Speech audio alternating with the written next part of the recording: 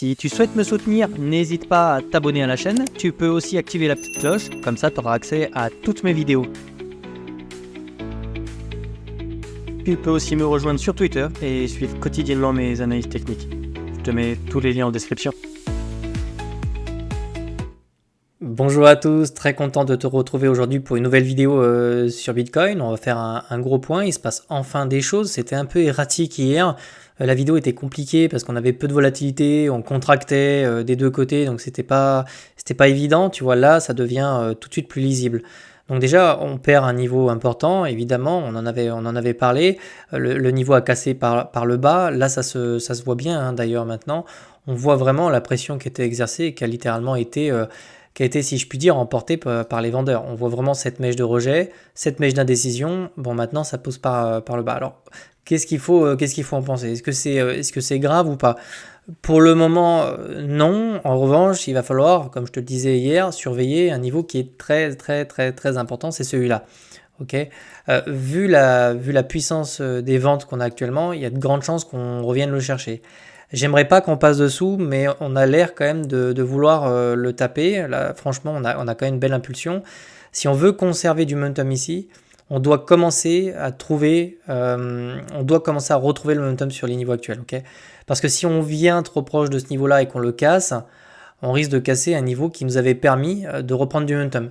Tu vois qu'ici, c'était vraiment une résistance, on était passé au-dessus, on s'en est servi comme support. Ok, donc je vais te mettre un petit rond pour que tu visionnes ça bien. Tu vois, ici, on s'est vraiment servi de ce niveau clé qui était l'ancienne résistance. Donc ça nous montrait qu'on avait retourné cette dynamique. Donc si on revient casser celui-là, ben c'est pas, tu vois, c'était un petit peu comme ici, tu vois. Regarde, on avait la résistance, on est venu se poser dessus comme d'un support, on est revenu chercher des niveaux supérieurs, puis quand on est revenu le casser, on est descendu beaucoup plus bas. Alors, même si on casse ce niveau-là, c'est pas dramatique, ok. Je m'attends à ce qu'on vienne le casser en toute franchise. Là, on a cassé un petit support qui était ici. On vient chercher ce gros support. Si on vient le chercher avec du momentum, il y a de grandes chances qu'on essaie de le casser. Alors, c'est pas systématique, hein. On va voir la réaction sur ces niveaux-là. Mais si on n'a pas de réaction et qu'on le casse, on devra aller chercher des niveaux beaucoup plus bas. Est-ce que c'est grave? Alors, je t'avais dit qu'ici, on va prendre du recul. Je t'avais dit qu'ici, on avait vraiment retrouvé une résistance qui était quand même plus haute que la précédente.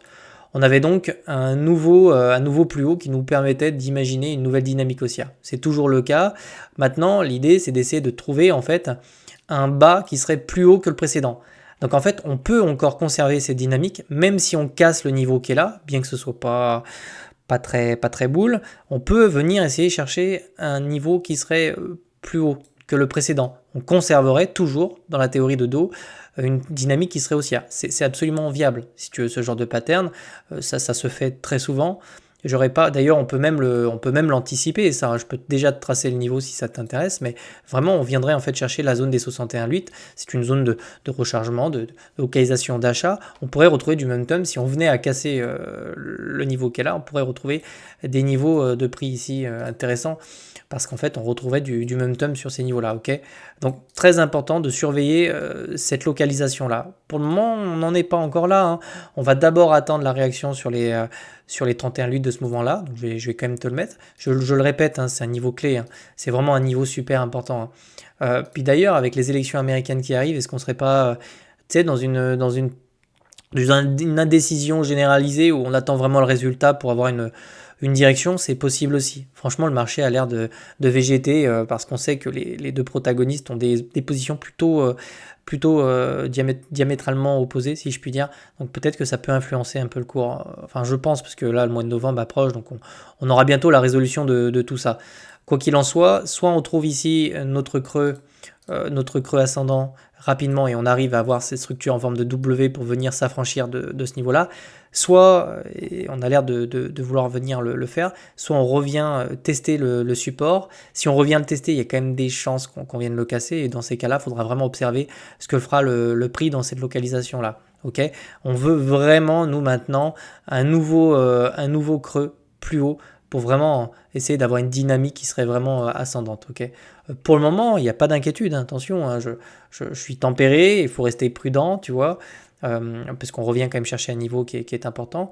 Mais si on le casse, je veux quand même que tu saches qu'il faut rester, même si ici on aura du FUD et tout, c'est quasiment sûr, il faudra rester prudent, ok? Parce que si on retrouve du momentum, on voit bien qu'on est quand même on est quand même en négatif ici sur MACD. Ça laisse sous-entendre quand même qu'on a quand même qu'on est déjà dans une dynamique qui pourrait rapidement se reprendre, tu vois, parce que quand tu as un MACD qui est plutôt positif alors qu'on est sur les niveaux là, tu te dis qu'on va descendre plus bas, tu vois. Donc on peut envisager ici éventuellement, si on y va, une structure de retournement. Ok, de toute façon, faudra observer ça avec attention. Pour le moment, on va surveiller ces niveaux-là, on va descendre dans les UT et on va voir un petit peu ce qui se passe en 2 heures. Alors là, j'ai essayé de trader, c'était pas possible ici.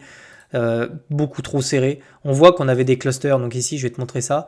On avait clairement de la demande ici sur ces niveaux-là, on le voit, mais on avait vraiment on le voit ici, on poussait aussi beaucoup à l'avant, donc on était vraiment dans un triangle et tout, c'est infernal là-dedans.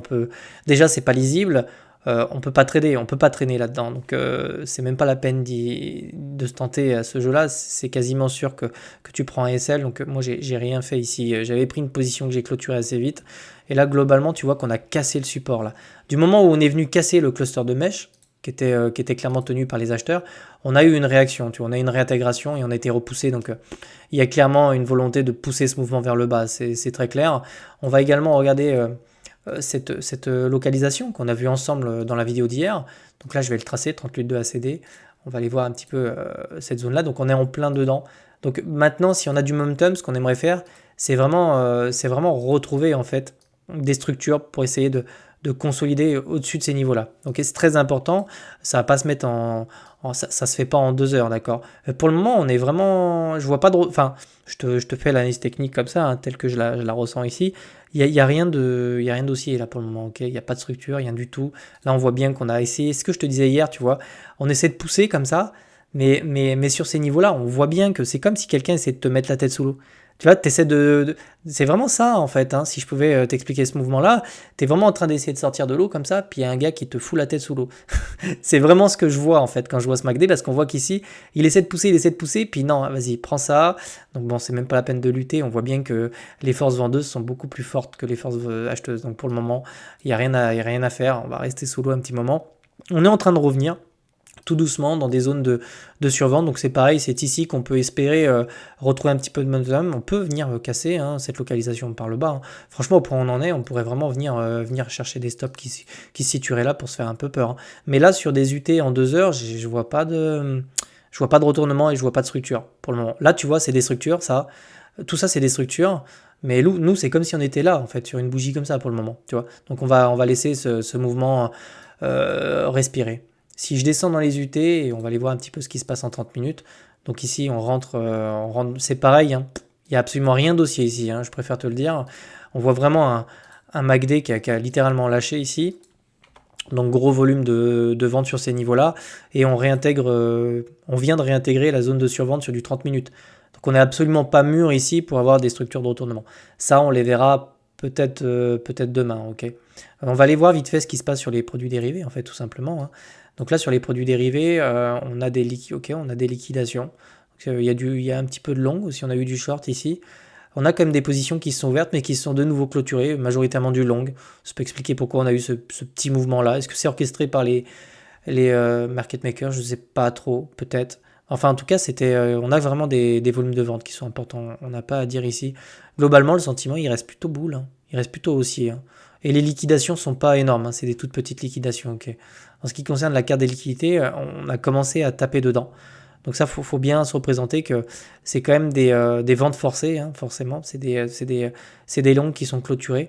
Les ventes forcées peuvent être de l'achat pour la smart money. Alors, tu vois qu'ici, ça a été quand même défendu à un long moment. Donc, est-ce qu'on n'est pas en train d'essayer de recharger encore un petit peu, d'accumuler dans ces zones-là? C'est possible aussi. C'est possible. C'est très difficile d'expliquer ce mouvement-là, surtout qu'on a plutôt une macroéconomie qui est bonne. On a des indices qui performent, tu vois. Et nous, on a un BTC en fait qui végète un peu quand même et qui prend vraiment le temps pour casser sa structure. Donc vraiment, je pense que le catalyseur là, c'est clairement les élections. Il va falloir surveiller ça de très très près, d'accord. Donc je vais repasser en daily ici. Pas la peine de se faire peur sur un micro-mouvement comme ça. C'est beaucoup trop tôt pour commencer à s'inquiéter, hein. Franchement, je te le dis comme je le pense. Il faut surveiller bien en fait le retest de ce niveau-là, très important. On va avoir une réaction forcément, au moins un rebond ou quelque chose comme ça. Si on passe dessous, tu sais qu'on peut retourner chercher les 58 000. Ok, c'est quelque chose de tout à fait envisageable. On a des stops qui se situent là. Donc, bon, c'est quelque chose que je peux anticiper et qu'on peut pas écarter. En tout cas, si on revient là, ce sera la cassure de ce niveau-là. D'accord? Voilà. Bon, bah, de toute façon, on va se tenir au courant, on va surveiller les structures qui vont se mettre en place dans les prochains jours, dans les prochaines heures. Je te souhaite de passer une agréable journée, puis je te retrouve demain. Passe une bonne journée. Ciao.